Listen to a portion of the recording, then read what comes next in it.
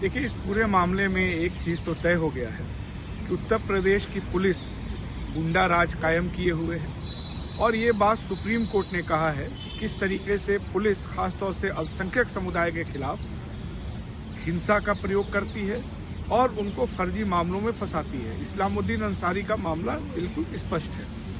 सबसे अहम बात ये कि जिस मामले में इलाहाबाद हाई कोर्ट ने मुकदमे को चलाने योग्य माना, आखिर उसी मुकदमे को सुप्रीम कोर्ट ने ये कहते हुए कैसे खारिज कर दिया कि ये पूरा मामला ही फर्जी है।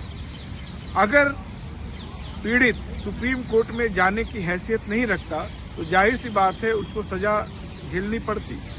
ये हमारे न्याय तंत्र के लिए चिंता का विषय होना चाहिए कि अल्पसंख्यकों से जुड़े हुए मामलों में निचली अदालतें, यहाँ तक कि हाई कोर्ट का जो रवैया है वो बहुत ही सांप्रदायिक है। वो जिन मामलों को सुनवाई योग्य मानता है, आखिर क्या होता है कि सुप्रीम कोर्ट उनको खारिज कर देता है। और ये कोई पहली घटना नहीं है। इससे पहले एक ईसाई व्यक्ति पे धर्मांतरण का आरोप था, उसमें जमानत याचिका खारिज करते हुए रोहित रंजन अग्रवाल, जो इलाहाबाद हाईकोर्ट के जज हैं, उन्होंने एक सांप्रदायिक टिप्पणी की ईसाइयों के खिलाफ और वो टिप्पणी इतनी विभत्स थी कि सुप्रीम कोर्ट ने आदेश दिया कि इस टिप्पणी को फैसले से हटाया जाए। इससे पहले भी हम लोगों ने देखा है शेखर यादव किस तरह से मुस्लिम विरोधी बयान दिए थे।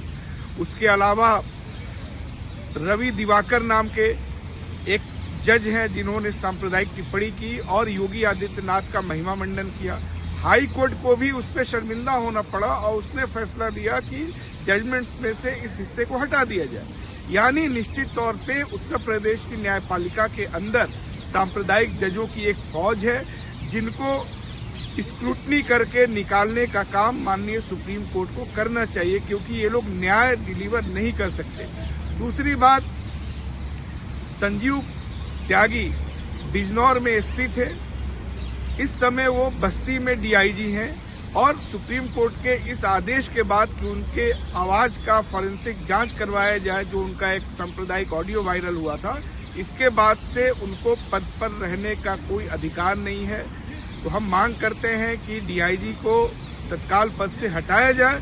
दूसरा कि सिर्फ ऑडियो को ही जांच तक सीमित न रखा जाए। जांच के दायरे में 2019 में बिजनौर में जो हिंसा हुई थी, सीएनआरसी विरोधी आंदोलनकारियों को जो मारा गया था, जिसमें पुलिस ने 2 लोगों की हत्या की थी, उसकी भी जांच की जानी चाहिए। क्योंकि उस ऑडियो में एसएसपी पुलिस वालों से ये कह रहे हैं कि हमको ये मुख्यमंत्री के कार्यालय से बोला गया है, तो क्या सच में मुख्यमंत्री के आदेश पे लोगों की हत्या हुई? और अगर क्या ऐसा नहीं था तो क्या एसएसपी ने झूठ बोला, मुख्यमंत्री का नाम उसमें घसीट करके पुलिस कर्मियों को हत्या के लिए उकसाया? ये एक बड़ा मसला है जिसकी जांच होनी चाहिए।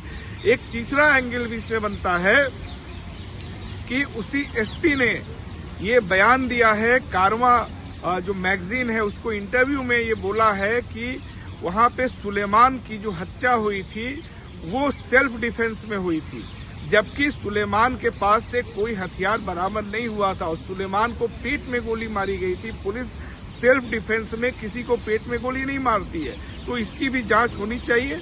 दूसरा मामला था अनस का, जिसके बारे में एसएसपी ने खुद कारवां के इंटरव्यू में इस बात को स्वीकार किया है कि उनको जो गोली लगी थी वो 32 mm बोर की थी, जो पुलिस इस्तेमाल नहीं करती है। यहाँ ये भी याद रखना होगा कि उसी इंटरव्यू में उन्होंने ये भी स्वीकार किया है कि सीएनआरसी प्रदर्शनकारियों को दबाने के लिए पुलिस के साथ निजी लोग भी थे। अब ये निजी लोग कौन थे? उस समय जब ये सवाल उठा था तो ये बात सामने आई थी कि आरएसएस बीजेपी से जुड़े हुए लोग हैं जो पुलिस के साथ मिलकर के मुसलमानों का दमन कर रहे हैं। इस मामले को लेकर के राहुल गांधी जी, प्रियंका गांधी जी ने एनएचआरसी को एक ज्ञापन भी दिया था। डॉक्यूमेंट्स के साथ हम लोगों ने उनको बताया था कि किस तरीके से पुलिस मिलिशिया का इस्तेमाल कर रही है जो आरएसएस से जुड़े हुए लोग हैं। तो ये जो बयान है अनस को लेकर के, उससे भी स्पष्ट होता है कि अगर वो पुलिस की गोली से नहीं मरा तो क्या उसकी हत्या करने वाले ये आरएसएस के लोग थे?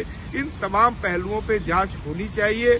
और उसी इंटरव्यू में मदरसा में पढ़ने वाले लोगों को ब्रेन वॉश्ड भी बता रहे हैं, यानी कि कहीं से भी संजीव त्यागी पुलिस की भूमिका में रहने के योग्य नहीं है। सांप्रदायिक व्यक्तियों को बिल्कुल किसी भी पद पे नहीं रखा जा सकता, क्योंकि वो संविधान के वैल्यूज में यकीन नहीं करते। तो चूंकि संविधान की अभिरक्षक हमारी न्यायपालिका है, इसलिए सुप्रीम कोर्ट की जिम्मेदारी बनती है कि ऐसे अधिकारियों को जो और ज्यादा तादाद में उनकी शिनाख्त करे और उनको बर्खास्त किया जाए या उनके ऊपर कार्रवाई की जाए। ये हम लोगों की मांग है।